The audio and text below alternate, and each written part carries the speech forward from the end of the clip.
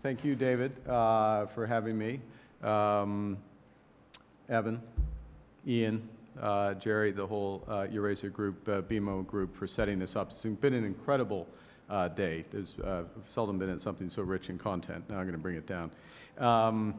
But I also want to thank you all for staying to the bitter end, and there's upside out there. Now, look, it's customary at, we've all been at Canada-US events over the course of our professional lifetimes and others, personal.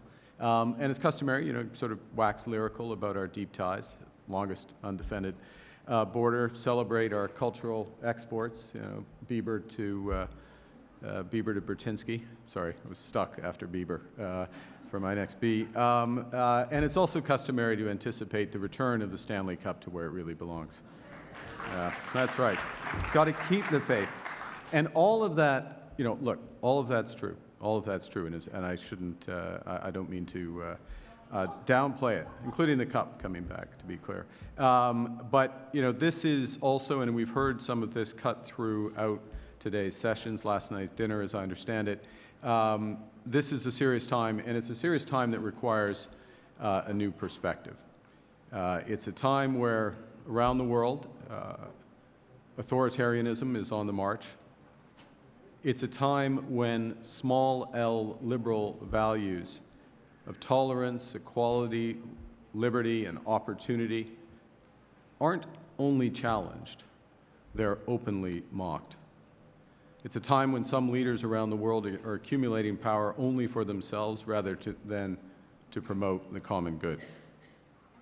And we need to be clear-eyed about this, realists about this, realists about the dangers that all that combination brings, but we shouldn't and cannot be defeatist. The enemies of liberal democracy are cynics. They don't believe that progress is possible. And more importantly, they want their citizens, and actually our citizens, we see it with interference, they want our citizens to think that progress isn't possible. And they make the charge that to believe otherwise is foolish, it's elitist. They divide the people before they divide the spoils. And we would be doing their work for them if we become negative.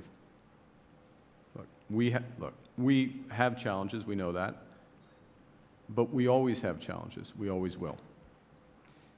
But we also, in Canada and the United States, almost uniquely, we enjoy opportunities that our grandparents and parents could scarcely dream possible. We absolutely live in the two countries that the rest of the world wants to move to. And so this, despite all the challenges, should be our time, and we should make it our time. And I'm going to spend the last of my 6.5 allotted minutes to talk a bit about how we can turn the current upheavals in the global economy to our advantage. Of course, it starts in a situation like this with recognizing reality.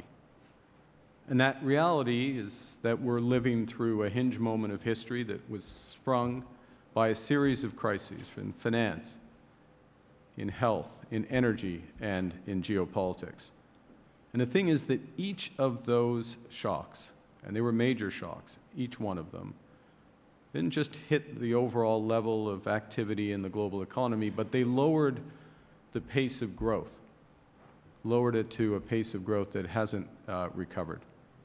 And the fact of that is that it is constraining now our governments, our companies, and our families, constraining their ability to cope with a much riskier world. And at the same time, in parallel, the global economy, as we've been hearing today, the global economy is being rewired across trade, across energy systems, across intelligence itself. Trade hasn't grown in aggregate across goods, services, capital since the global financial crisis in 2008. It's a shocking statistic, but it's true. And more fundamentally, what's happening is that trade is now being reordered by a series of protectionist measures, measures to de-risk commercial relationships, de-risk geopolitical relationships, to nurture domestic industries, and also soon, and you just heard a preview of that in the last panel, soon to avoid carbon leakage, because being low carbon is becoming a fundamental driver of national competitiveness. And all of these dynamics, and you live this in your day jobs, and we heard it in the panel before the most recent one, they're being reinforced by the early stages of an AI revolution. So we have a rapidly changing world, and it's a world in which we, as Canadians, it's true for America, but you have a little more influence, we as Canadians can no longer rely on the rules-based order for market access. And nor can we as Canadians, but yes, you as Americans, nor can we as Canadians afford the growing arms race in industrial policies. So speaking for Canadians, or to Canadians, we need to be smarter. We need to focus on key sectors. We need to create a coherent tax system. We need to help our people get the skills to master their machines. And we need to build our core competencies from clean energy to compute. And what we also need to do at the same time, and we can do this at the same time, is to help shape the new international order with our like-minded partners, above all, the United States. Canada is a middle power. If we're not at the table, we'll be on the menu. Question is, being at the table, what's our recipe? And I'd suggest, to start, we can draw inspiration from the heroes we celebrated just last week at D-Day commemorations, where, in the words of Emmanuel Macron, on y sent vibrer l'histoire, l'héroïsme des morts et celui des vivants. On y lit la grandeur d'un peuple prêt à mourir sur un sol qui n'est pas le sien, mais pour une cause qui est la sienne. They died on a soil that wasn't theirs for a cause that was there. And our cause, the United States and Canada, our cause is built on values. Liberty, on which our nations were founded. Responsibility, because we all must be engaged. Solidarity, because we only truly succeed when we all do. Sustainability, for those who come after us. And dynamism. Dynamism to harness the power of our innovators, our entrepreneurs, and our builders. And there are no better countries in the world than the United States and Canada to define and build this new order, to put it into practice, and to make it work for all of our citizens. From a Canadian perspective, we're going to need a new plan. We must become the essential trading partner of the United States. And that means being a clean energy superpower, the most reliable supplier of critical minerals, part of the solution to food security, leveraging our most sophisticated real assets, investors, and banks in the world, and becoming the backbone of enterprise artificial intelligence.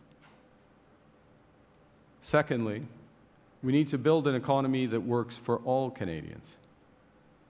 And we're not going to do that by well-intentioned, reflexive spending that treats the symptoms but doesn't cure the disease. Because we can't redistribute what we don't have. And we can't pull our weight abroad if we're weak at home.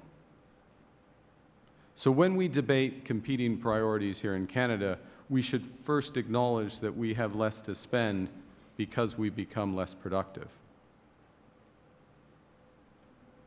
The solution to that issue is not failed trickle-down economics. Slogans, denials, defeatism won't make our businesses more competitive.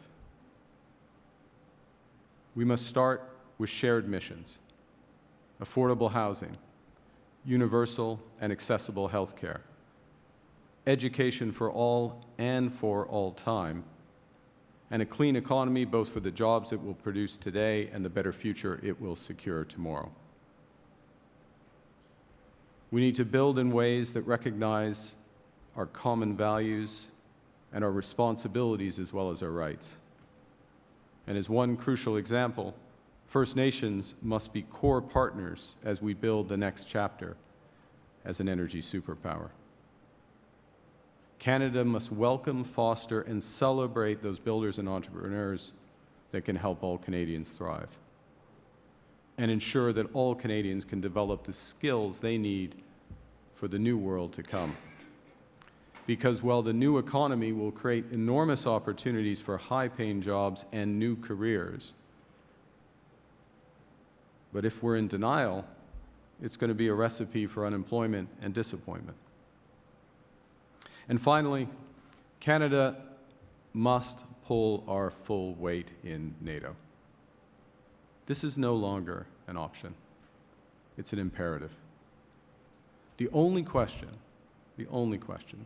is whether we do so strategically in ways that strengthens our sovereignty and builds our economic capacity, whether we're dragged kicking and screaming by our allies, or, worst of all, whether we are compelled to do so by tragedy. So I'll say to my fellow Canadians, now is not the time to just dream of a Canadian century. It's the time to act by shaping this once-in-a-century moment to our advantage.